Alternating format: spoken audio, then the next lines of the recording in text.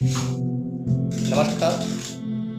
बिहार के समस्त टीआरई 4 के अभ्यर्थियों,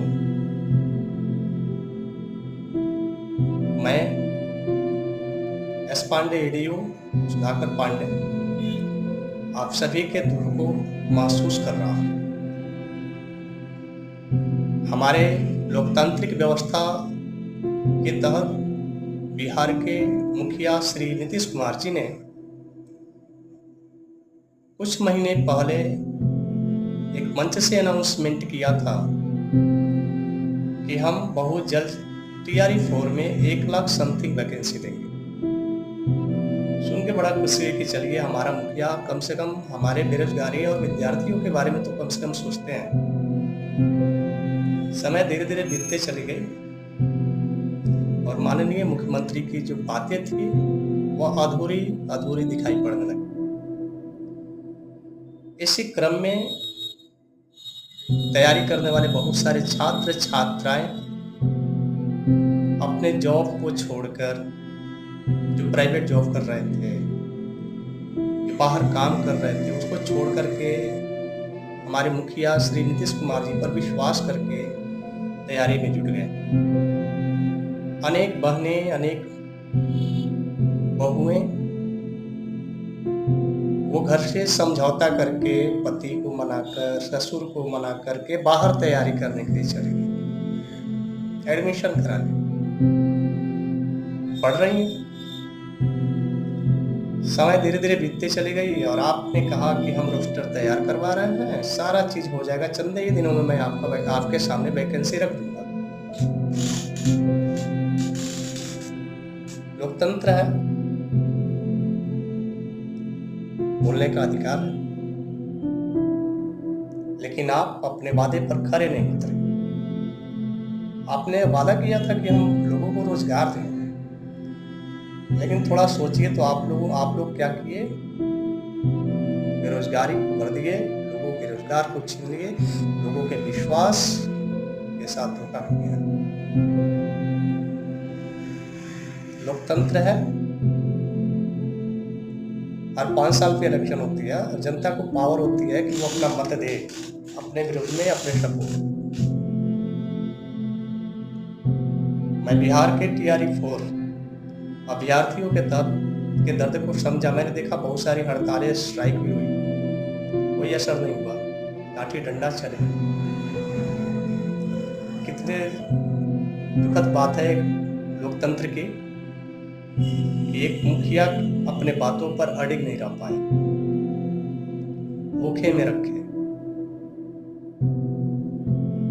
पता नहीं क्या उनकी मजबूरियां हैं, क्या नहीं है। राजनीति है, राज करने की नीति है। इस पे एक छोटा सा चुटकुला मैं सुना देना चाहता हूँ। चलिए, निराश मत होइए, आप लोग तैयारी में लगे रहिए। भगवान एक साथ सभी दरवाजे बंद नहीं करते हैं। एक दरवाजा बंद होता है तो अगला दरवाजा खुल जाता है। भगवान पे भरोसा करिए, अपने कर्म पे विश्वास करिए और हो सकता है कि आपके लिए कुछ और बना। निराश होने की जरूरत नहीं है। और भी बहुत सारी जॉब है, उसमें ट्राई करिए। और एक चीज आप ध्यान आज से समझ लीजिए कि राजनेताओं पे विश्वास मत करिएगा, कभी भी विश्वास मत करिएगा। ये नेतागिरी है, राजनीति है। इसके सेंस में मैं आपको एक छोटा सा बात बताना चाहूंगा, एक वाक्य बताना चाहूंगा। ये हमारे और हमारे टीआरई 4 के विद्यार्थियों के बीच की दर्द है। तो वाक्य यह है, एक बार एक बहुत बड़े नेता थे, चुनाव लड़ते थे, बार बार जीत जाते थे। दम हो गया था कि हम जीत जाएंगे। बूढ़े हो गए, अब चुनाव का उनका टाइम नहीं रहा। उनके बेटा थे, अब वो कमान संभाले। सोचे कि अब हम चुनाव लड़ते हैं और हम जीतेंगे, अपने पिताजी की तरह काम करें।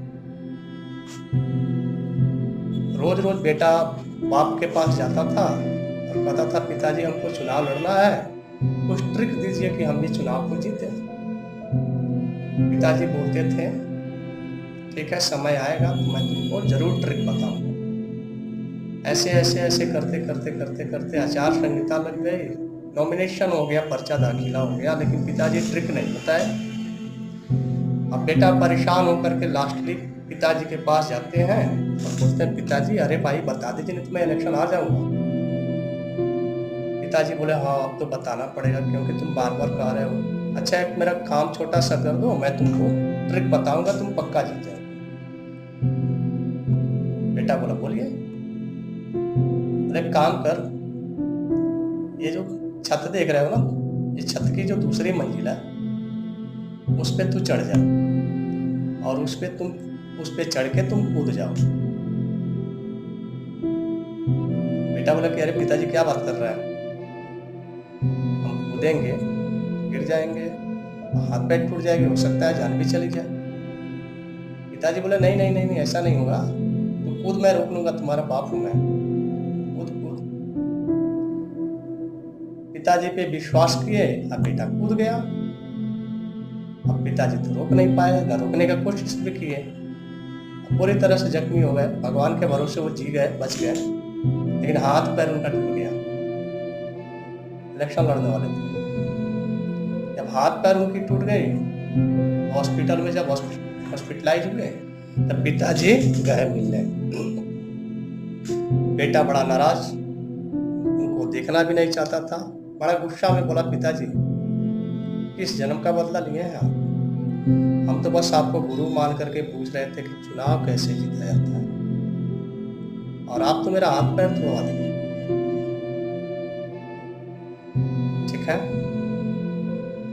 वो राजनेता पता है क्या बोला? बोला, बेटा राजनीति की पहली शिक्षा यही है कि राजनीति में अपने बाप के बात पर भी विश्वास मत करना। ये है राजनीति। राज करने की नीति एक कुछ भी हो सकता है, हम लोग जैसे हजारों को बलि चढ़ाया जा सकता है। क्या बताएं, इन चंद शब्दों के साथ आप लोग के भावनाओं को समझते हुए कहना चाहूँगा कि आप तैयारी 4 का चक्कर छोड़िए, अब संभवतः इलेक्शन के बाद आएगी और बहुत सारी वैकेंसी जो आई हैं उसमें आप ट्राई करिए, अच्छे से पढ़िए और अपना भविष्य उज्जवल बनाइए। मिलते हैं अगले एपिसोड में, तब तक के लिए जय हिंद, जय भारत, बेस्ट ऑफ लक।